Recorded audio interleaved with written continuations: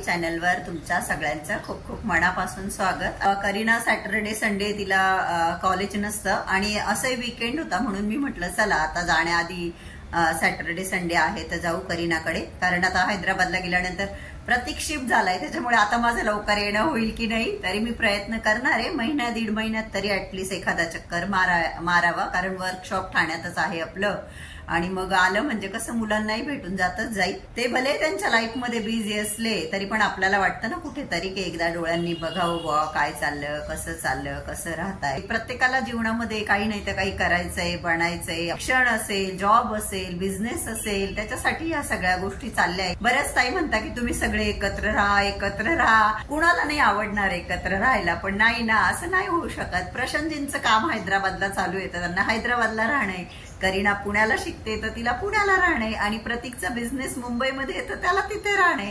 आम्ही हाऊस म्हणून तर असं वेगळं नाही झालोय ना, कामानिमित्तच। मी एकटी रिकामी व्यक्ती आहे तर मी आपली फिरते तिघांकडे आणि ते सगळं तुमच्याशी शेअर करते। तर पुण्यामध्ये तर आज वातावरण असं आभ्र आलं म्हणतो ना आपण, तसं वातावरण आहे आणि आम्ही दोघी पण बरेच लेट उठलो आणि नाश्ता वगैरे आमचा करून झालेला आहे। करीनाने एकदा नाश्ता केल्यानंतर ती लंच करत नसते तर ती म्हणते मी डायरेक्ट आता आलू पराठे डिनरलाच खाईल आणि ती प्रत्येक वेळेस मी आल्यावर मला आलू पराठेच बनवायला सांगते, कारण तिला आवडतात माझ्या हातचे आलू पराठे।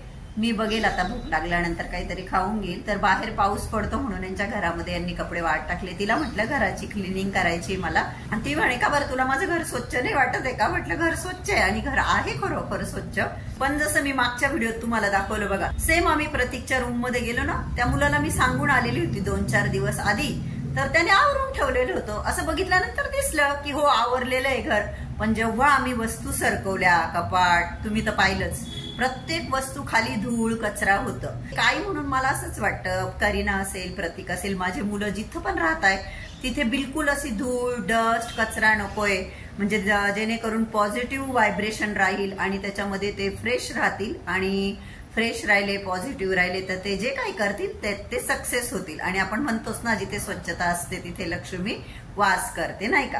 मग लक्ष्मी म्हणजे आपल्याला काय नुसती पैशासाठीच नाही तर आशीर्वादासाठी पण आपल्याला लक्ष्मी मातेची गरज असते। आणि करीना तिचं कॉलेजचं काम करते आणि मी असं रिकामं बसून काय करू, आणि मला आवडतं काम करायला, मला स्वच्छतेची खूप आवड आहे, काम केल्याशिवाय मला चैन पटत नाही।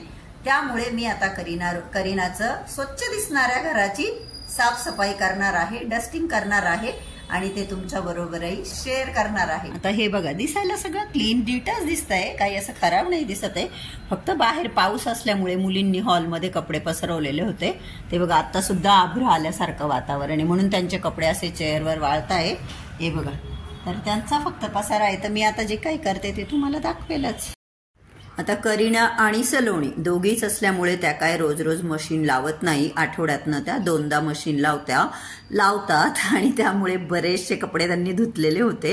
एकाच दिवशी नाही धुतले, दोघींचे वेगवेगळ्या दिवशी धुतले, पण पाऊस झाल्यामुळे मग ते मोठे मोठे बेडशीट वगैरे त्यांचे कपडे त्यांनी असे हॉलमध्ये काय रिकामच आहे, कोणी येत नाही जात नाही, मग त्यांनी हॉलमध्ये पसरवून दिले होते। सगळ्या कपड्यांच्या मी घड्या करून घेतल्या आणि मी पण नाश्त्याला करीना सारखंच कॉर्नफ्लेक्स आणि ग्रॅनोला मिक्स करून दुधाबरोबर खाल्लं। हाच आम्ही दोघींनी ब्रेकफास्ट केला। जो या मॅडम बघा या लॅपटॉपवर अभ्यास करताय बघा, आणि हे पडदे खूप ट्रान्सपरंट आहे म्हणून मी पडदे पण घेऊन आलीये।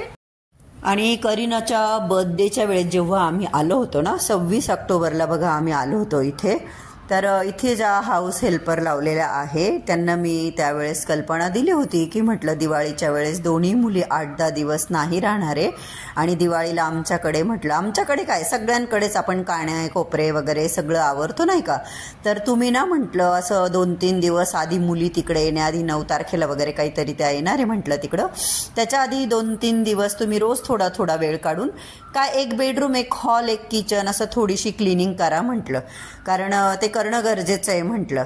तर त्या मला हो म्हटल्या होत्या, पण नाही केली त्यांनी आणि मग त्यामुळे मी आधी असं जाळं वगैरे झटकून घेतलं सगळं आणि हॉलमध्ये जे फर्निचर आहे ते सगळं एकण एक वस्तू मी स्वच्छ पुसून घेतली. आणि जसं मी तुम्हाला म्हटलं की दिसायला चांगलं दिसतं की हां व्यवस्थित आहे, काही घाण नाही. करीनालाही असंच वाटत होतं की एवढं सगळं व्यवस्थित आहे व काही आवरायची गरज नाही, तरी मम्मा आवरते. आणि मी तुम्हाला बऱ्याचदा सांगितलंय की करीनाला डस्टची ॲलर्जी आहे, म्हणून जर तिला ॲलर्जी नसते ना, म्हणजे इव्हन आधी तिला एवढे प्रॉब्लेम नाही व्हायचे ना, तर 10th झाल्यानंतर जेव्हा लॉकडाऊन होतं त्यावेळेस मी तिला डस्टिंग वगैरे हे सगळे कामं करायला सांगायची. आणि ती करायची पण, तिला आवड पण आहे कामांची. पण ज्या गोष्टीपासून आपल्याला त्रास होतो त्या का करायच्या ना. आणि डर्मेटॉलॉजिस्ट म्हणजे खूप पैसा लागतो दवाखान्यामध्ये डर्मेटॉलॉजिस्टकडे गेल्यानंतर, म्हणून मग मी तिला सांगते की नको करू बाई. आता हा त्यांच्या फ्लॅटचा मेन दरवाजा आहे जो की बरीच धूळ होती त्याला, तर तो व्यवस्थित मी आतून बाहेरून, आणि दाराची जी चौकट होती त्याच्यावर तर धुळीचा असा थर झालेला होता अक्षरशः. आणि मी बऱ्याचदा जे बादलीमध्ये मी पाणी तुम्हाला दाखवलं 1-2 वेळेचं, पण ते मी पाणी खूपदा बदललं. खराब झालं की बदलायची, खराब झालं की बदलायची. आता ह्या चेअर आम्ही 4-4.5 महिने झाले आता जवळजवळ हे घर घेऊन. तर तेव्हा ओनर खूप चांगले, त्यांनी अर्बन क्लॅपवाल्यांकडनं हा फ्लॅट पूर्ण क्लीन करून आम्हाला दिला होता. मम्मा माझं घर खूप क्लीन आहे, कशाला तू काम करते. हे बघा हिच्या घराचं क्लीन पाणी बघा. पण आता जसं करीनान त्यांच्या घरामध्ये हॉलमध्ये बाल्कनी आहे जी की ओपन असते. आत्ताही बघा, आणि इतका छान सनलाईट येतो ना की लाईट लावायची काही गरजच नाही. पण जेव्हा आपण हवेसाठी बाल्कनीचे डोअर वगैरे ओपन ठेवतो तर हवेबरोबर कळत न कळत धूळही येते त्यामुळे. आणि तेव्हा अर्बन क्लॅपवाल्यांनी हे सगळं असं करूनच क्लीन केलं असेल ओनरच्या प्रेझेंटीमध्ये. त्यानंतर तर अशा पद्धतीचं क्लिनिंग, ज्या हेल्पर आहे त्यांना डस्टिंगही आम्ही दिलेली आहे, पण त्या वरच्यावर असं सेंटर टेबलवर वगैरे असं थोडाफार कपडा फिरवता. आता त्यांना पण अनेक घरी काम करायचं असतं, त्यांना थोडी एवढं सगळं करून परवडेल नाही का. तर तुम्ही बघताय मी खुर्च्या सोफा सगळं अक्षरशः म्हणजे उलटं पालटं करून त्यांना जागेवरून सरकून, त्यांच्या मागची धूळ जी आहे ती, कचरा जो आहे तो भरून, तिथली फरची पुसून, ती वस्तू जी आहे ती स्वच्छ पुसून, कुशन झटकून फटकून ज्याच्या त्या जागेवर ठेवलेलं आहे. तर मी जसं म्हटलं 4-4.5 महिन्यात अशी क्लिनिंग तर नाही झालेली, आणि ही करणं गरजेचंच होतं, म्हणून मी ही क्लिनिंग करते. आणि मी जसं तुम्हाला सांगितलं की आपले मुलं, इव्हन मग आपलं घर असो, हॉस्टेल असो, किंवा ते शिक्षणाच्या निमित्त कामाच्या निमित्त एकटे राहत असो, तर तिथलं वातावरण हे स्वच्छ असणं गरजेचंच आहे. आता इथे बऱ्याचशा वस्तू अशा होत्या की ज्या यांना लागत नाही तरी पण त्या वर आहे, तर त्या पण मी ठेवून दिल्या. आणि मला एक अनुभव तुमच्याशी शेअर करायला आवडेल. म्हणजे एकदा मी असंच एका मुली राहत असणाऱ्या फ्लॅटवर गेले होते. काहीतरी 3-4 मुली त्या राहत होत्या, आणि त्यांचा पण 1 BHK फ्लॅटच होता आय थिंक. असा ड्युप्लेक्स बंगलो होता, आणि खाली त्या मुली राहत होत्या. लाईनीत 3 रूम होते, पुढे हॉलमध्ये बेडरूम आणि मागे किचन.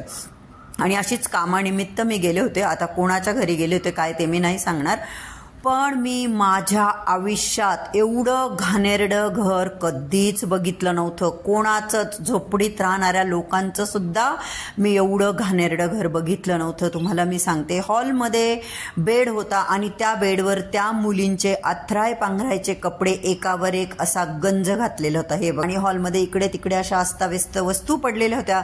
किचन बघून तर अक्षरशः मला उलटी व्हायला करत होती, उलटी. कारण की त्या मुली रेडीमेड फूड आणून खात होत्या, आणि रेडीमेड फूड त्या सिल्वर याच्यामध्ये येतं बघा, तर त्याची त्यांनी गोण्या भरून ठेवल्या होत्या. गोण्या, विचार करा, गोण्या. आणि बिस्लरीच्या पाणी पित होत्या त्या, तर बिस्लरीच्या बाटल्यांची एक गोणी, म्हणजे कचऱ्यांच्या डायरेक्ट अशा गोण्या त्यांच्या घरामध्ये भरलेल्या होत्या. किचनच्या प्लॅटफॉर्मवर इतकी घाण की मी सांगते ना, मला उलटी व्हायला करत होती. आणि मला वॉशरूमला जायचं होतं, तर वॉशरूमला मी गेले तर अक्षरशः मी नाक तोंड असं झाकून घेतलं हाताने, आणि बाथरूमला गेली मी. बेसिन जिथं आपण ब्रश करतो ते सुद्धा, म्हणजे माणूस तिथे उलटी सुद्धा करणार नाही, एवढं घाण ते वॉश बेसिन होतं की विचार सोडून. म्हणजे मी एवढं घाणेरडं घर माझ्या लाईफमध्ये कधीच बघितलं नव्हतं. बेडरूममध्ये सुद्धा इतकी घाण. आणि एक कॉट होता, त्या कॉटला वरती असं निकर वाळत होत्या 3-4. तर खूप लेक्चर दिलं मी त्या मुलींना, म्हणजे समजावून सांगितलं. माहित नाही त्याचा काही परिणाम झाला की नाही त्यांच्यावर. पूर्ण क्लिनिंग झालेली आहे. हॉल असाही बघायला छानच दिसत होता, पण आता जेव्हा मला माहिती की ह्या हॉलमधली प्रत्येक गोष्ट, मग ते फर्निचर असेल, कबर्ड वगैरे, शोकेश, तुम्ही तर पाहिलं जे काही, ईच अँड एव्हरीथिंग मी नीट डीप क्लीन केलेलं आहे. आणि वरती जाळं वगैरे झटकलेलं आहे. फॅन पुसण्यासाठी माझ्याकडे लॅडर नाहीये, काही सोर्स नाही वरती हात पुरायला. तर इतकं छान, इतकं फ्रेश वाटतंय मला स्वतःला की मी सांगू शकत नाही. ज्याला स्वच्छतेचं वेड असतं तेच ह्या गोष्टी समजू शकतं. तर बघा किती छान दिसतोय आता करीना सलोनीचा हॉल. आणि करीनाला आणि मला दोघींनाही भूक लागलेली आहे. तर आता मी जरा ब्रेक घेते. हो, आंघोळ मी केलेली नाहीये कारण माझे सगळे कामं झाल्यानंतर मी आंघोळ करणार आहे. आता आलू बॉईल झाले, कणिक भिजलं गेलं. आता मी आलू पराठे बनवून घेते, लंच करून घेतो आणि नंतर मग मी उर्वरित कामं करणार आहे. ज्या मला ठाण्याच्या घराबद्दल विचारताय ना, भाड्याने देणार आहे का सोनाली ताई, आणि मग त्या घराचं काय करणार आहे, म्हणजेच एक तर तुम्ही माझे रेग्युलर व्हिडिओ बघत नाही किंवा मग नीट बघत. मी अनेक व्हिडिओमध्ये सांगितलेलं आहे की तो फ्लॅट आमचा रेंटल होता, आमचा स्वतःचा नाही. ज्यांचा होता त्यांनी तो भाड्याने दिलाही आणि तिथे भाडेकरी राहायला आले. त्या करते की परत मला अशा टाईपचे प्रश्न विचारले जाणार नाही की ठाण्याच्या घराचं काय करणार आहे, काय केलं नाही का. मी अनेकदा सांगितली ही गोष्ट. घराचं चांगलं जेवण भेटतंय मला, गरम गरम. हा आहे मग तयार मम्मीच्या हाताचा आलूचा पराठा. थँक्यू मम्मा. वेलकम. आम्ही दोघी खाणार आहोत आलू पराठे. मी प्रत्येक वेळेस आलं ही मला आलू पराठेच बनायला सांगते, त्याच्यामुळे मी बनवले आहे इथे आलू पराठे. आता करीना आलू पराठा खाणारे गरम गरम आणि सांगणारे कसा बनला माझा आलू पराठा. बटर काढलं. आलू पराठे खाल्ले गेले. 3 पराठे खाल्ले मी आणि बरेच मला हेवी झाले, तर ते जिरवणंही गरजेचं आहे. आंघोळ करायची पण आता खाल्ल्या आंघोळ करायची नसती, त्याच्यामुळे पराठे जिरवण्यासाठी आता मी बेडरूमची क्लिनिंग करत आहे. आता हा जो फ्लॅट आहे करीना आणि तिची रूममेट सलोनी आहे. तर सलोनी कॉलेजला गेलेली होती आणि करीना मला बोलली की मम्मा, लेफ्ट साईडला सलोनीचं सामान ॲक्च्युली बेडच्या. तर करीना मला बोलली मम्मा तिचं सामान नको हलवू, म्हणजे तिचं म्हणणं नको बुवा नाही का. तिने म्हटलं काय आता मला क्लिनिंगच करायची आहे ना. अशा बॅग वगैरे असं त्यांचं बरोबर दोघींचं दोन्ही साईडला छान राहतात दोघी. तर म्हटलं अगं बेटा मी साफसफाईच करते ना, मी तिला सांगून देईल. म्हणजे सांगते तुम्हाला की करीना मला म्हणत होती की तिचं नको डिस्टर्ब करू बुवा, तिने तिच्या पद्धतीने ठेवलंय. तर म्हटलं नाही क्लिनिंग करायची, तर मग मी ते सगळं हलवून ते पण क्लिनिंग करेल. तर ही बेडच्या मागे मोठी विंडो आहे. आता बाहेर रस्ता आहे, म्हणजे किती धूळ येत असेल त्या विंडोला. खूप धूळ होती. बादलीतलं पाणी तुम्ही बघू शकता किती मातीचं होतंय. मी पाणी सारखं बदलत होती. आणि हो, इथे आहे करीना नाही सलोनीच्या इथं सगळं सामान आहे. आता मी त्यांच्या घरी एक पेट आहे ज्याचं नाव सिम्बा आहे, डॉग आहे, जो सलोनीला खूप आवडतो. म्हणजे लाईक ते फॅमिली पर्सन सारखं त्याचा उल्लेख करता, ट्रीट करता त्यांच्या पेटला. तर त्याचा फोटोसुद्धा मी पुसून घेतला व्यवस्थित आणि विंडोत ठेवला. आणि तिच्या सगळ्या वस्तू मी जागेवरून सरकवल्या, स्वच्छ झाडून घेतलं. कारण की वस्तू सरकवल्या नव्हत्या. आता ह्या हाऊस हेल्पर मी जसं म्हटलं त्या रोज थोडी या वस्तू सरकवत बसतील आणि झाडत बसतील का. तर वस्तू खूप कचरा निघाला त्याच्याखाली, म्हणून मी तिच्या पण सगळ्या वस्तू सरकवून घेतल्या. आणि हे बघा, हे बेड पण ओढलं. बेड मागे कचरा बघा, बेड मागे बराच कचरा होता. मी जसं म्हटलं 4-4.5 महिने झाले. आणि इथं बॅगा असतात बेड खाली, ओनरच्या आहेत त्या बॅगा. गॅसची 4 बर्नॉलची शेगडी पण आहे. तर मग त्यांच्या वस्तू त्यांनीच आम्ही यायच्या आधीच त्यांनी बेड खाली ठेवलेल्या होत्या, तर त्या पण सरकवल्या. बघा मी सूपमध्ये तुम्हाला कचरा दाखवला, आय होप की तुम्हाला दिसला असेल. तर सूपभर कचरा त्या बेड मागे निघाला. आता याच्यावरती मुली झोपतात, सांगा बरं. म्हणजे मुली बिचाऱ्या बेडवर झोपल्या आणि त्या बेड खाली एवढा कचरा, किती सगळी ती निगेटिव्ह एनर्जी. म्हणून मला भले त्रास झाला तरी मला काही त्रास होत नाही. तशी मी काय एवढी नाजूक बिजूक नाही आहे. हो, कमरेत थोडं दुखतं जास्त एक्झर्शन झाल्यावर.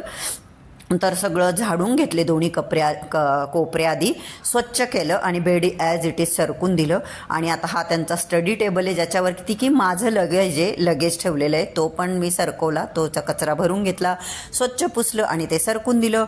कपाटांच्या बाबतीत मात्र इकडचं जे आहे राईट साईडचं कपाट आता मी जे सरकवणार आहे ते सलोनीचं आहे आणि लेफ्ट साईडचं करीनाचं आहे. तर सलोनीचं कपाट माझ्याकडून सरकवलं गेलं. खूप कचरा आहे, तो पण मी तुम्हाला दाखवेल.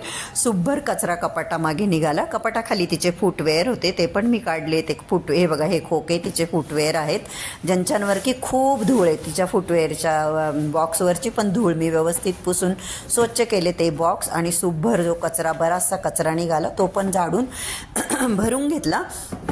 तर हे कपाट तर माझ्याकडून सरकवलं गेलं आणि करीनाचं कपाट सरकवण्यासाठी मी बरीच ताकद लावली, परंतु ते कपाट खूप हेवी आहे आणि ते माझ्याकडून सरकवलंच गेलं नाही. तर मला आधी वाटलं की त्याच्यावर करीनाचे खूप 10-15 फुटवेअर ठेवलेले, वरती ठेवलेले आहे तिने. तर कारण त्यांना जे शू रॅक देण्यात आलेलं आहे ना ते खूपच छोटं आहे आणि त्यात काय त्यांचे फुटवेअर बसत नाही. तर दोघींनी असेच कपाटाच्या खाली काही वरती ठेवलेले.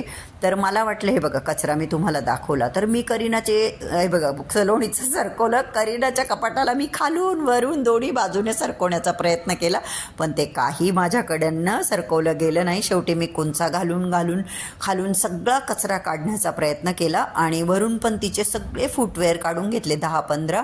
कपाटाच्या वरती पण स्वच्छ झाडून घेतलं, पुसून घेतलं. हे बघा वरून पडलेला कचरा तिच्या कपाटावरून. आणि तिने मला जो बुके दिला होता तो तिने सांभाळून ठेवलाय की आपण मम्माला दिलेला बुके, त्या बुकेची बरीच घाण पडली. म्हटलं काय करणार आहे हा बुके सांभाळून, तर म्हणे मी तुला दिलेला होता. तर असं सगळं खूप कचरा निघाला कपाटांवरून. ते कपाट पण मी स्वच्छ पुसून घेतले दोघींचेही आणि सलोनीचं कपाट परत ॲज इट इज मागे सरकवून दिलं आणि त्याच्या खाली जे तिचे शू बॉक्स होते आणि एक ट्रे टाईप होतं ज्यात तिच्या पिशव्या होत्या, हे बघा ह्या, त्या पण ठेवून दिल्या आणि व्यवस्थित असं झाडून घेतलं. आणि झाडल्यानंतर रूमसुद्धा स्वच्छ पुसून घेणारे.